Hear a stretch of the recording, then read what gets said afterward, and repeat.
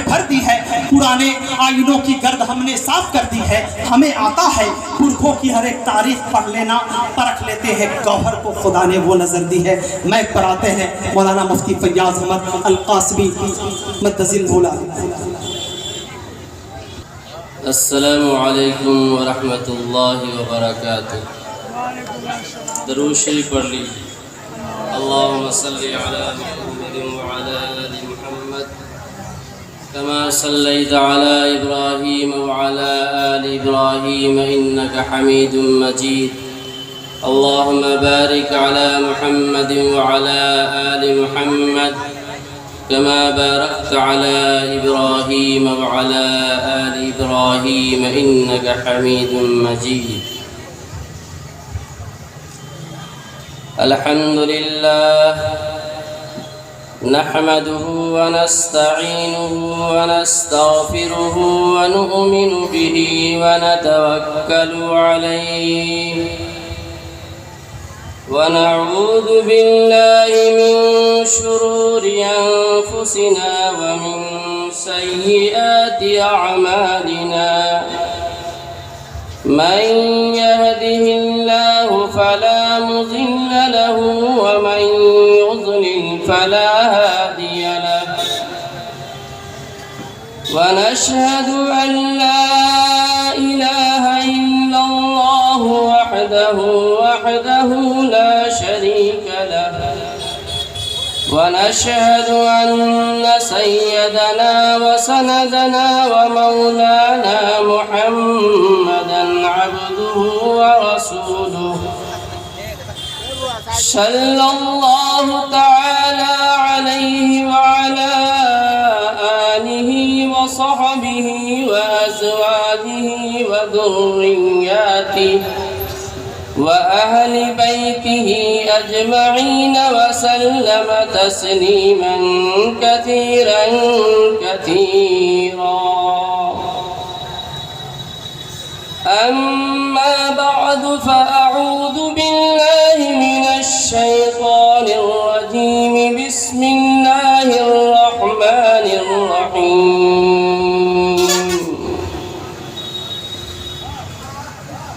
وإذا قيل لهم آمنوا كما آمن الناس قالوا أنؤمن كما آمن السفهاء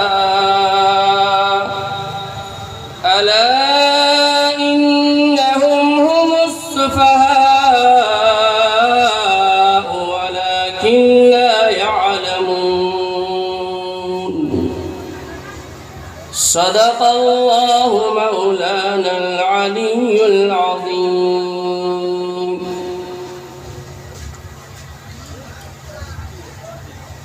قابل احترام صدر باوقار معزز علماء کرام، سامنے تشریف فرما برادران اسلام، اور جہاں تک میری آواز پہنچ رہی ہے پردہ نشین اسلامی خواتین، میری ماں اور بہنوں، آج کا یہ پروگرام نورانی، عرفانی، روحانی اجلاس بنام شہدائے اسلام کانفرنس من جانب نوجوانان کمیٹی راجو پٹی سیتا مڑھی کا انعقاد نہایت ہی پرخلوص جذبوں کے ساتھ ان سبھی حضرات کو میں مبارکباد پیش کرتا ہوں جنہوں نے پرخلوص محنتوں، کاوشوں اور فکروں کی بنیاد پر آج کے اس پر رونق پروگرام کا انعقاد کیا۔ اللہ رب العزت انہیں دنیا اور آخرت دونوں جہاں میں بہتر صلہ عطا فرمائے۔ میرے بھائیوں اور بزرگوں، اس طرح کے اجلاس کا اصل مقصد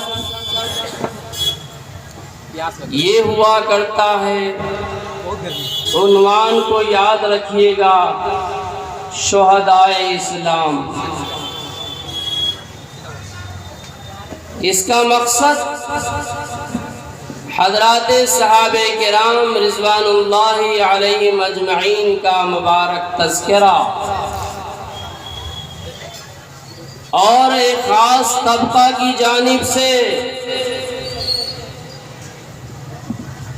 حضرات صحابہ کرام کی ذات باصفات پر ہونے والی ہرزہ سرائیوں کا دفاع اور اسی کے ضمن میں اصلاح معاشرہ، اصلاح عقائد، اصلاح عمل کی کوششیں سب مل کر اس طرح کے پروگرام کی غرض و غایت ہوا کرتی ہے۔ اور یہ معلوم ہونا چاہیے کہ دنیا کے اندر کوئی بھی انسان تنے تنہا کسی بھی تحریک کو کامیابی کے ساتھ چلا نہیں سکتا ہے۔ یہ عالم اسباب ہے، دار الاسباب ہے، یہاں ہر چیز کے لیے، ہر کام کے لیے کسی نہ کسی سبب کی ضرورت پڑتی ہے۔ مثال کے طور پر آپ کی جیب خالی ہے، آپ یوں ہی بیٹھ کر دعا کرتے رہیں، رات دن مانگتے رہیں اور چلاتے رہیں، کہتے رہیں، رٹتے رہیں کہ میری جیب روپوں سے بھر جائے، تو آپ کسی کو یہ کہے کہ میں کہہ رہا ہوں، چلا رہا ہوں، رو رہا ہوں، نوٹوں سے میری جیب بھر نہیں رہی ہے، تو کہنے والا یقیناً آپ کو کہے گا میاں تم کیا کام کرتے ہو، کیا کاروبار ہے، کیا ملازمت ہے، کیا نوکری ہے؟ معلوم یہ ہوا کہ جیب کے اندر پیسوں کے آنے کے لیے ملازمت، کاروبار، محنت اور نوکری کرنی پڑے گی۔ یہ دنیا دار الاسباب ہے، اسباب کے بغیر کام نہ چل نہیں سکتا، سبب کو اختیار کرنا پڑے گا۔ اسی طریقے سے اللہ رب العزت نے اس دنیا کے اندر بندوں کی ہدایت کے لیے حضرات انبیاء کرام علیہ السلام کو مبعوث فرمایا۔ گرچہ اللہ تبارک و تعالیٰ کو اس کی حاجت نہیں ہے، اللہ تعالیٰ کو اس پر پوری قدرت حاصل ہے کہ پوری دنیا میں بسنے والے ایک ایک انسان کو چاہے تو راہ ہدایت پر گامزن کر دے۔ ایک بھی انسان ایسا نہ ہو جو ضلالت و گمراہی کی راہ پر ہو، سارے کے سارے ہدایت یافتہ ہو جائیں۔ اللہ تعالیٰ کو اس پر قدرت حاصل ہے، لیکن ایسا نہیں۔ اور جبکہ اصل میں ہدایت نبیوں کے ہاتھ میں نہیں ہے، ہدایت کا مالک تو اللہ رب العالمین ہی ہے، لیکن نبیوں کو سبب بنایا، ذریعہ بنایا۔ إنك لا تهدي من أحببت ولكن الله يهدي وَلَكِنَّ اللَّهَ يَهْدِي مَن يَشَاءُ. آپ جسے چاہیں ہدایت نہیں دے سکتے، اللہ جسے چاہے گا ہدایت دے گا. ہدایت کا خزانہ اللہ رب العالمین کے ہاتھ میں ہے، لیکن اللہ نے ہدایت کے لیے نبیوں کو، اپنی مقدس کتابوں کو ایک ذریعہ بنایا ہے کہ اس راستے سے، ان ذرائع سے بندوں میں ہدایت آئے گی. اسی طریقے سے اللہ تبارک و تعالی نے اپنے دین کی نشر و اشاعت، دین کی بقا، دین کا تحفظ اور دین کی حفاظت کے لیے پیارے آقا علیہ الصلوۃ والسلام نے جو اسوہ مبارکہ امت کو عنایت فرمایا اور اپنے درمیان رہنے والے حضرات کو عنایت فرمایا، اس اسوہ کو، اس نمونہ کو اخذ کر کے، قبول کر کے، حاصل کر کے، پوری امانت کے ساتھ، دیانت کے ساتھ پہنچانے کے لیے ایک جماعت کی ضرورت تھی.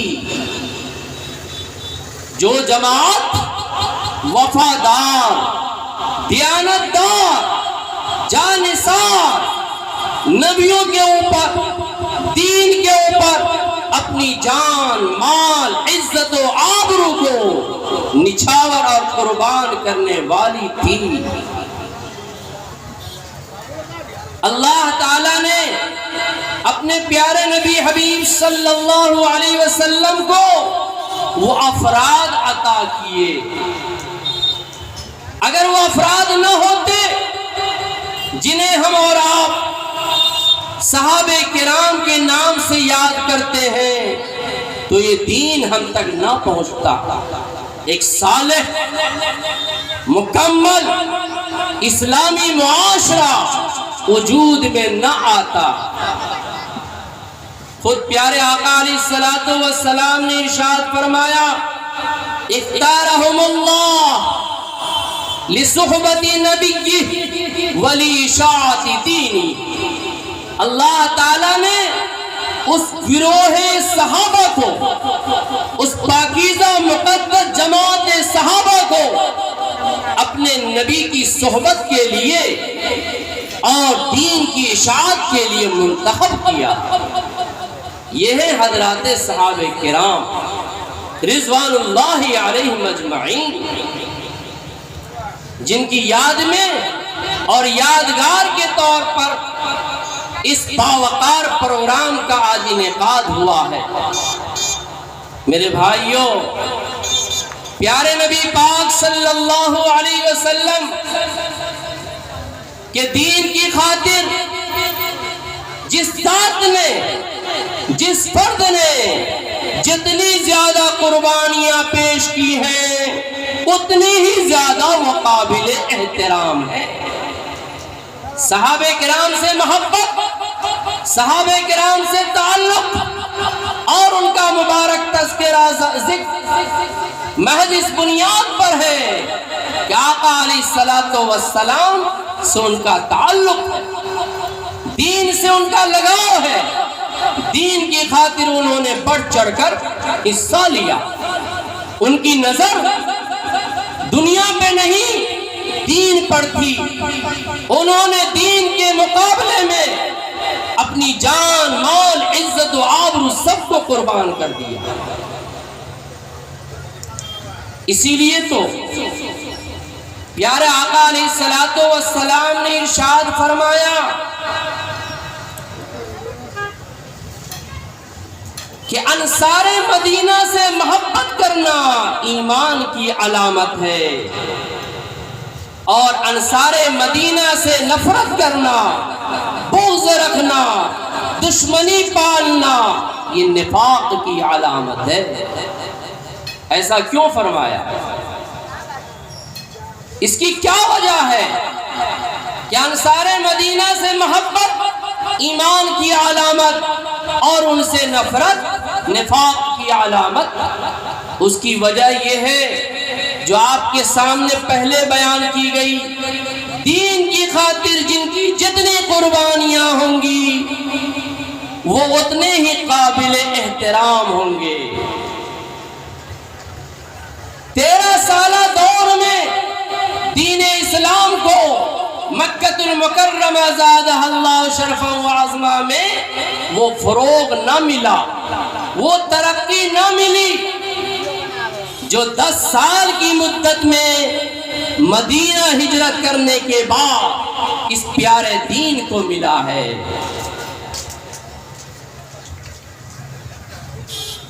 جہاں قربانی کی ضرورت پڑی، جہاں محنت کی ضرورت پڑی، یہاں دین کی خاطر سر کٹانے کا نمبر آیا، انصار مدینہ نے بڑھ چڑھ کر حصہ لیا۔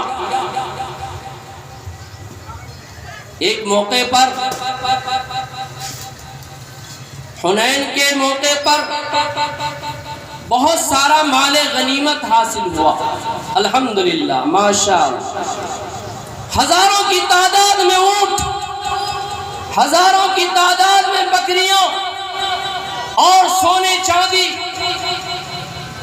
تقسیم کا جب نمبر آیا تو پیارے آقا علیہ الصلوۃ والسلام نے 9 مسلم حضرات کو بلا کر ایک ایک فرد کو 100 اونٹ دے رہے ہیں، 100 بکریاں عنایت فرما رہے ہیں۔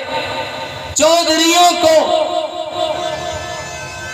رئیسوں کو، سرداروں کو مال غنیمت میں سے بڑھا کر حصہ دے رہے ہیں، سونے چاندی کا تحفہ پیش کر رہے ہیں۔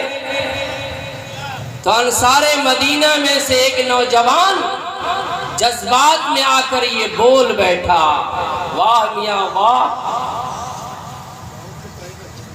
جب محنت کا نمبر تھا، جب خون بہانے کی باری تھی، جب جنگوں میں جانے کا وقت تھا، تو ایسے وقت میں ہم نظر آئے، اور جب مال تقسیم ہو رہا ہے تو دوسرے لوگوں کو مل رہا ہے۔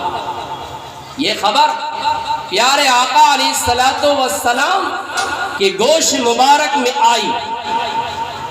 پیارے پرنور علیہ الصلوۃ والسلام نے طلب فرما لیا انصار مدینہ کو، ایک خیمے میں جمع فرمایا، سارے لوگوں کو جمع فرما کر آقا علیہ الصلوۃ والسلام نے اعلان فرمایا اور آپ نے سوال فرمایا، بتاؤ یہ خبر مجھ تک پہنچی ہے، کیا اس خبر میں صداقت اور سچائی ہے؟ تو چونکہ وہ سچوں کی جماعت تھی، صادقوں کی جماعت تھی، سچ بولنا ہی بولنا تھا، جھوٹ کا شائبہ نہ تھا، دائیں بائیں کر نہیں سکتے تھے، ادھر ادھر کی بات لا نہیں سکتے تھے، سچ فرما دیا انصار مدینہ نے۔ جی حضور، سمجھدار لوگ جو بڑے بوڑھے لوگ ہیں، بزرگ لوگ ہیں، انہوں نے ایسا نہیں کہا، کچھ نوجوان ہیں نا سمجھ جذباتی، ان کی طرف سے اس طرح کی بات آ گئی۔ تو آقا علیہ الصلوۃ والسلام نے ارشاد فرمایا کہ سنو، ہر انسان کا ایک ظاہری لباس ہوا کرتا ہے اور ہر انسان کا ایک اندرونی لباس ہوا کرتا ہے۔ دنیا لینے والے، دنیا چاہنے والے، مال سے رغبت محبت کرنے والے، وہ ہمارے ظاہری لباس ہیں، اور دنیا پہ نظر نہ رکھنے والے، دین کو پیش نظر رکھنے والے، دین کی خاطر قربانی پیش کرنے والے، وہ ہمارے باطنی لباس ہیں، اور وہ انصار مدینہ تم ہو۔ پھر آقا علیہ الصلوۃ والسلام نے فرمایا، سنو، جنہوں نے مال لیا، دنیا لوٹنے والے دنیا لے گئے، اور تم انصار مدینہ کیا تم یہ نہیں چاہتے ہو کہ تم اپنے ساتھ اللہ کے رسول کو لے جاؤ صلی اللہ علیہ وسلم؟ اتنا کہنا تھا کہ انصار مدینہ کے گروہ میں گریہ و زاری کا عالم طاری ہو گیا، اور سب نے کہا یا رسول اللہ، ہمیں دنیا کا کچھ بھی نہیں چاہیے، ہمیں تو اپنے ساتھ اللہ کا محبوب، ہمارا محبوب، سارے جہاں کا محبوب، محبوب رب العالمین صلی اللہ علیہ وسلم کی ذات گرامی چاہیے۔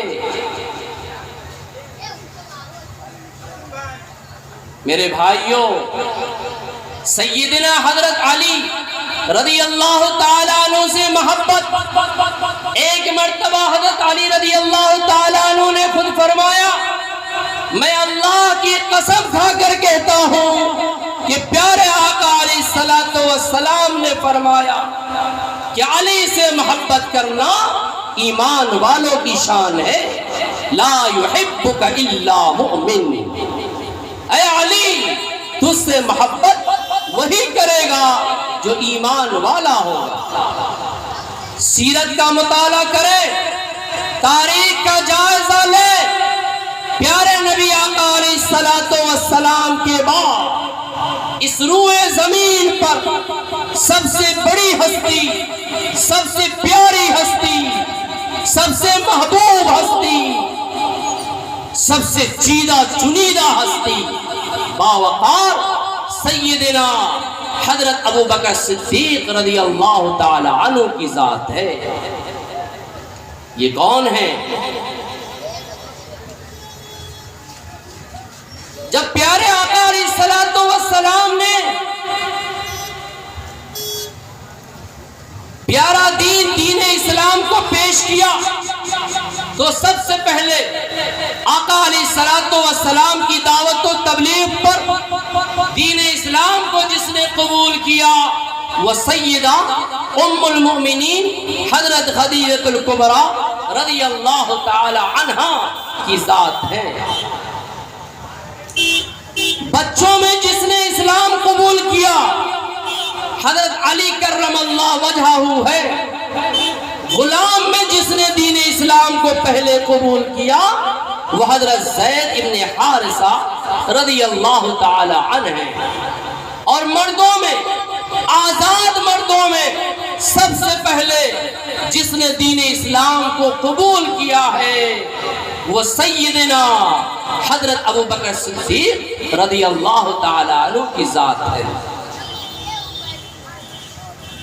دین اسلام کو سب سے پہلے قبول کرنے والی حضرت خدیجہ الکبریٰ رضی اللہ تعالی عنہ اس لحاظ سے اس امت کی خواتین کو فخر سے اپنا سر اونچا کر لینا چاہیے کہ دین اسلام کو قبول کرنے کے لیے مردوں سے پہلے خاتون میدان میں آئی۔